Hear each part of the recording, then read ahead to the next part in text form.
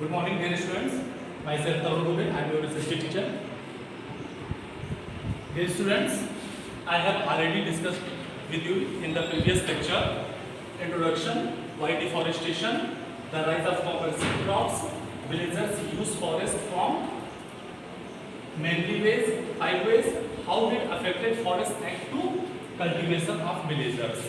इन सारे टॉपिक्स को हम डिस्कस कर चुके हैं। कल जो हमारा लेक्चर आज जो स्टार्ट होगा वो होगा रिवेल जो हमारा पॉइंट है रिवेल इन फॉरेस्ट, यानी कि रिवेल इन फॉरेस्ट में आज हमारा जो डिस्कस करने का जो टॉपिक है इस लेक्चर में वो है रिवेल इन फॉरेस्ट।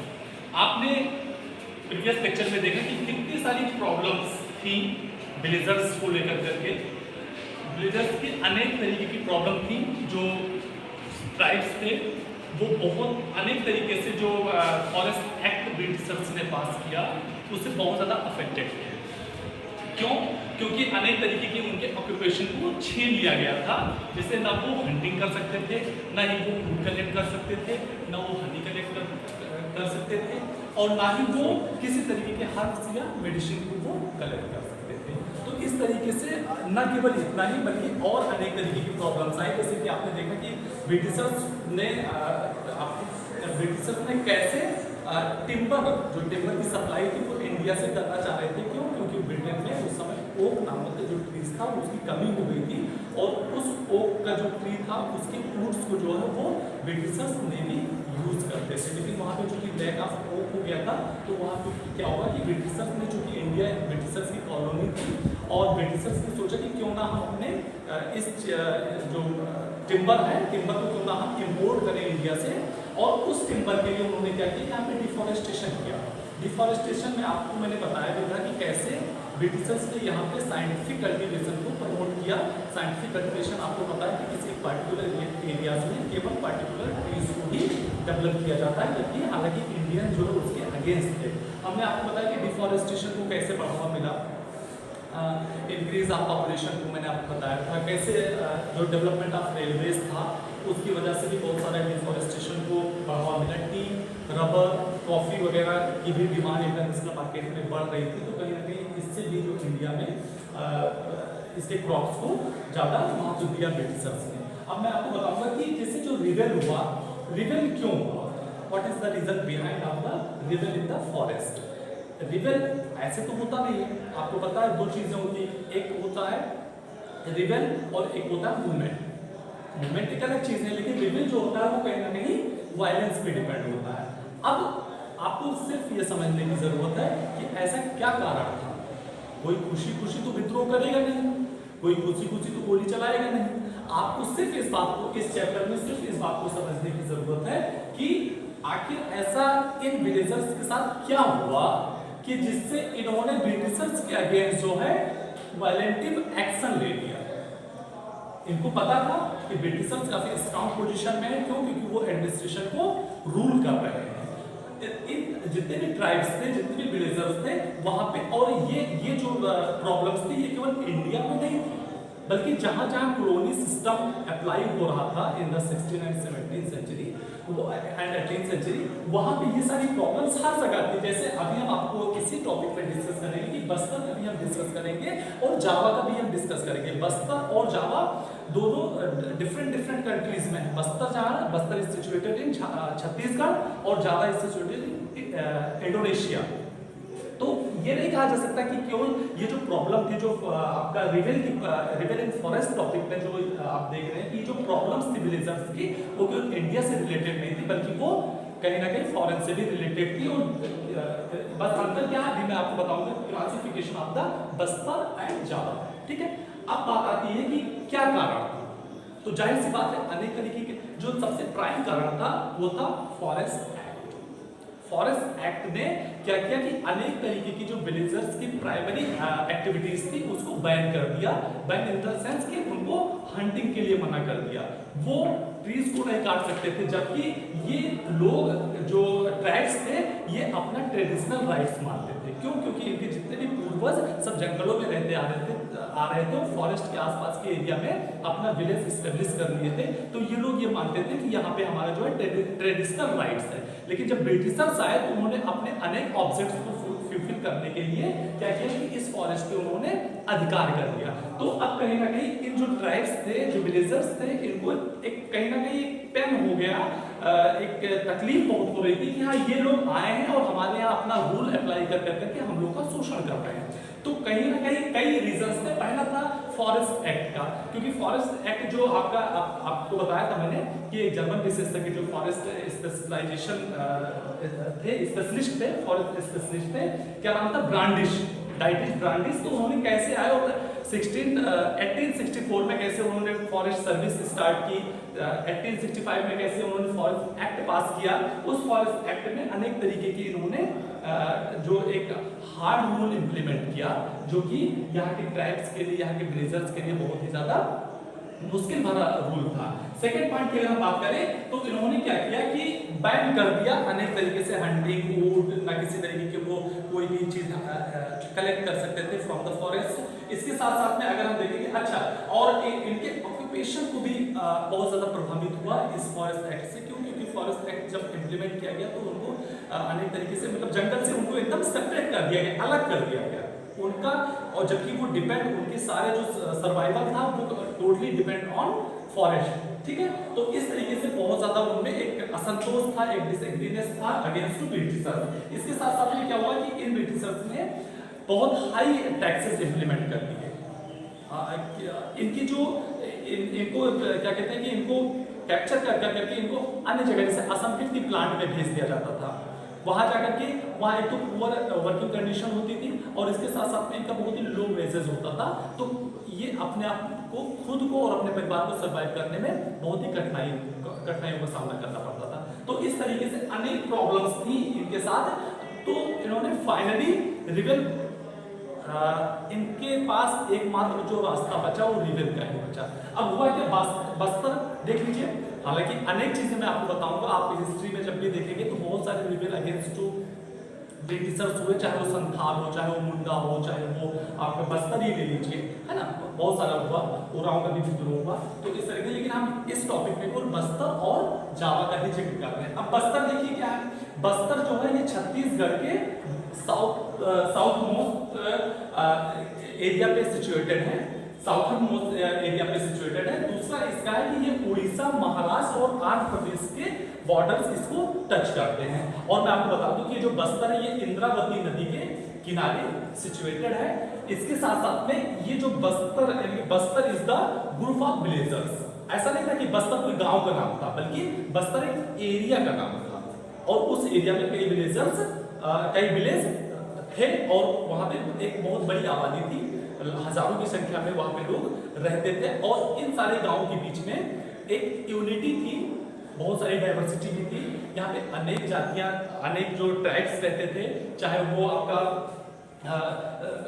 ये क्या कहते हैं गोंड हो, चाहे भोकसिया हो, चाहे आपका उराव हो, अनेक तरीके के यहाँ पे ट्राइब्स रहते थे। और इन सब में अनेक डिफरेंट होने के बावजूद, अनेक डाइवर्सिटी होने के बावजूद भी इनमें क्या थी, यूनिटी थी।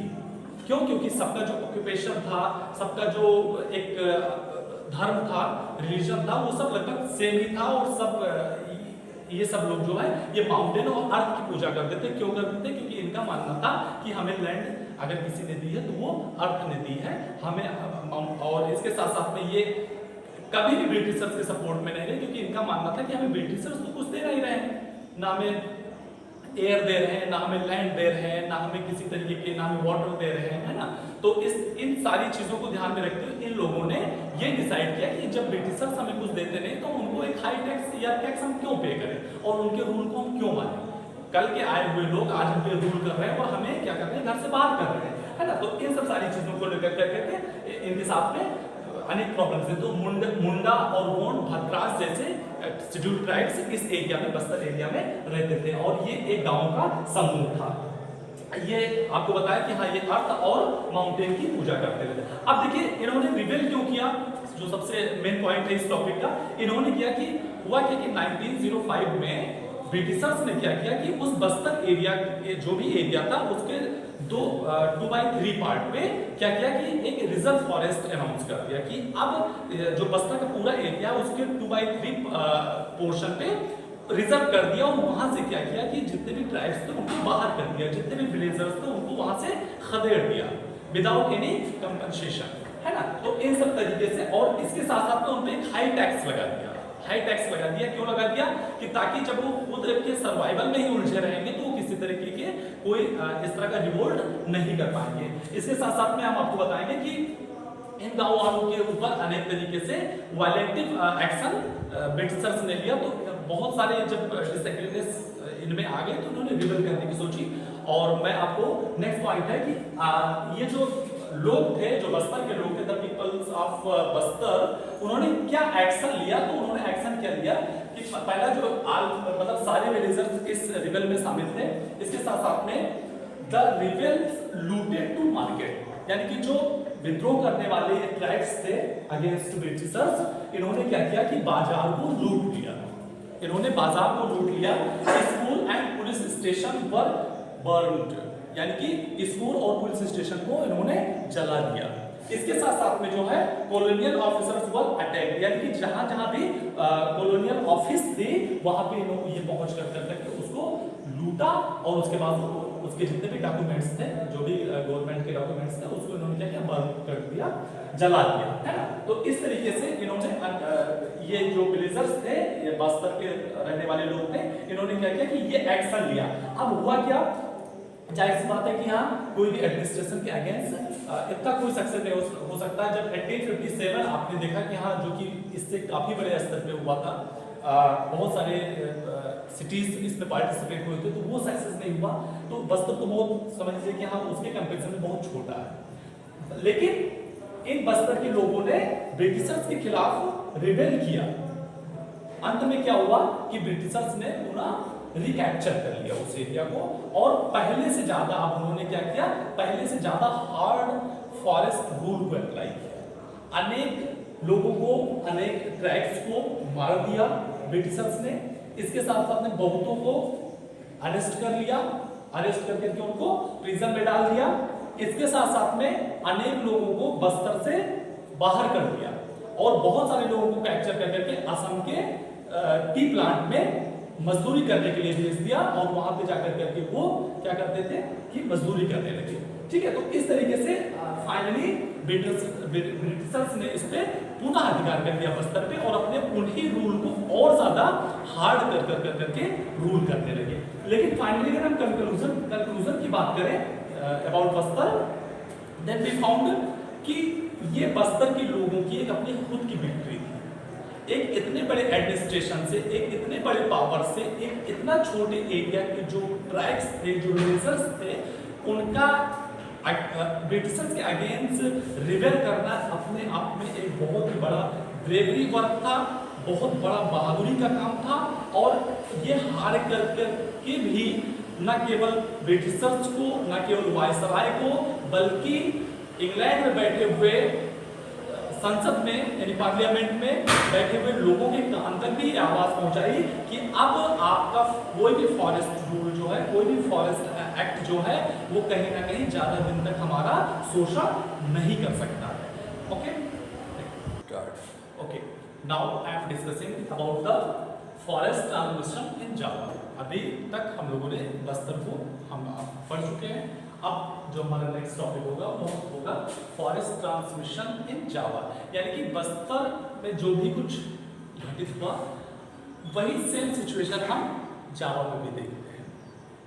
वही सेम प्रॉब्लम क्या थी, बस जो main differences between Java and Bastar, Bastar में ब्रिटिशर्स का रूल था और जावा में डच लोगों का रूल था। जैसे कि आप जानते ही हैं कि भारत में जो पुर्तगालीज भी आए, डच भी आए एंड फ्रांसीसी, ब्रिटिशर्स भी आए। आपने देखा कि फाइनली ब्रिटिशर्स ने प्लासी और बक्सर वॉर में जीतने के बाद में यहाँ पे अपना एडमिनिस्ट्रेशन इस्टेब्लिश किया। डच यहाँ पे अपना रूल एस्टेब्लिश नहीं कर पाए और वो क्या किए, यहाँ से जाकर करके वो इंडोनेशिया में अपना रूल इस्टेब्लिश किया। ये जावा इंडोनेशिया में, जावा इज सिचुएटेड इन इंडोनेशिया। अब हम आपको जो इस टॉपिक में हम देखेंगे कि जावा, व्हाट इज जावा, जावा है क्या। तो Java is situated in Indonesia. Java एक क्या है, आइलैंड है, एक द्वीप है।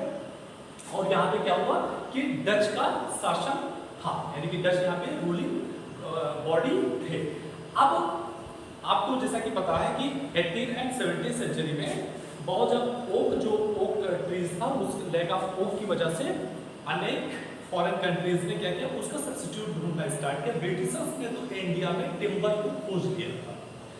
अब डच के भी सामने था, क्योंकि अगर आप वर्ल्ड फाइटिंग की बात करें, वर्ल्ड लेवल पे अगर हम फाइटिंग की बात करें, तो जितने भी कंट्रीज थी अपनी कॉलोनी एस्टेब्लिश करने में आपस में एक युद्ध, एक फाइटिंग चल रही थी। लेकिन ब्रिटेन सोच रहा था मैं अधिक से अधिक कॉलोनी एस्टेब्लिश करूं, डच चाह रहे थे, यानी हॉलैंड, डच जो हॉलैंड के बेसिकली थे, हॉलैंड चाह रहा था कि मैं मैक्सिमम कॉलोनी एस्टेब्लिश कर लूं, और इसके साथ साथ स्पेन चाह रहा था मैं अधिक से अधिक कर लूं, पुर्तगाल चाह रहा था मैं अधिक से अधिक अपनी कॉलोनी एस्टेब्लिश कर लूं। यानी इन सब में एक समझ लीजिए कि एक फाइटिंग चल रही थी कॉलोनी एस्टेब्लिश करने में। फाइनली कोई कहीं जैसे कि ब्रिटिशर्स इंडिया में सक्सेस हो गए, डच जो है आपका पता है कि इंडोनेशिया में सक्सेस हो गए, तो ऐसे ऐसे सबका एक अपना अपना पार्टिकुलर एरिया हो गया।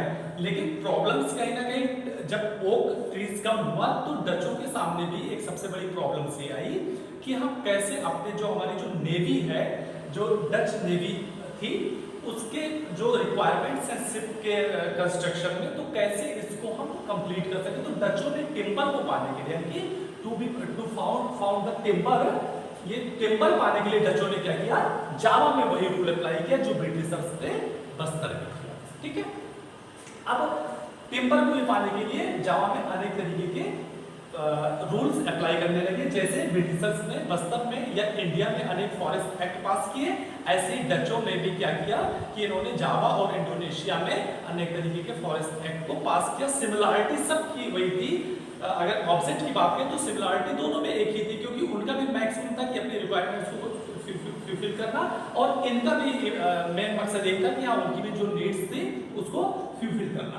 अब बात आती है कि हाउ केम चेंजमेंट इन जावा, जावा में क्या परिवर्तन आया। क्योंकि जावा में एक कम्युनिटी थी कलांग्स, कलांग्स जो थी वो कोई एक पार्टिकुलर ग्रुप नहीं था, वो क्लास जो था वो पूरे जावा में, और जावा आपको पता है कि ग्रुप ऑफ विलेज था, गांव का एक समूह था, और उस गांव में जो सबसे ज्यादा मैक्सिमम जिस जो कम्युनिटी थी वो क्या थी, कलांस की थी। कलांस बहुत ही ब्रेव होते थे, और इनका जो मेन काम था वो इनका मेन काम था कि फॉरेस्ट कटिंग इनका मेन काम था, और इसके साथ साथ में इनका जो मेन काम था वो कल्टीवेशन था। तो कलांस बहुत ज्यादा इंपॉर्टेंट थे, और कलांस ने इसका प्रोटेस्ट भी किया। अब 18वीं शताब्दी में डच क्या किया कि 18th सेंचुरी में डचों ने जावा पे अधिकार कर लिया। अब बात आती है कि जब जावा पे अधिकार कर लिया तो डचों ने भी साइंटिफिक फॉरेस्ट्री को प्रमोट किया। जैसा कि आपने बस्तर और इंडिया में देखा कि ब्रिटिशर्स ने क्या किया, साइंटिफिक फॉरेस्ट्री को प्रमोट किया। क्यों किया? ताकि वो गेट द टिम्बर, यानी कि टिम्बर को वो प्राप्त कर सके। लेकिन अब दिक्कत क्या हुई कि इनका जो डच साइंटिफिक फॉरेस्ट्री के तहत इन्होंने कुछ कदम जो उठाए वो बहुत अच्छे नहीं रहे। कहा कि वो स्थानीय कलांस लोगों के लिए वो बहुत ही पेनफुल इनके डिसीजंस साबित हुए। कैसे साबित हुए? Villagers were not allowed to make use of forest produce, यानी कि जो कोई भी फॉरेस्ट का जो भी प्रोड्यूस था उसको ये यूज नहीं करते, बैन कर दिया गया। यानी कि जो डचों ने क्या किया कि अब जावा में कोई भी कलांस या कोई भी वहां का लोकल पीपल इस फॉरेस्ट के प्रोडक्ट को यूज नहीं कर पाएगा। दूसरा पॉइंट था grossing in protest was ban, यानी कि जो चारावाह लोग थे जो यहाँ पे ग्रासिंग जो था उसको बैन कर दिया गया कि अब कोई भी लोकल पीपल वहां पे क्या होगा कि ग्रासिंग नहीं कर पाएगा।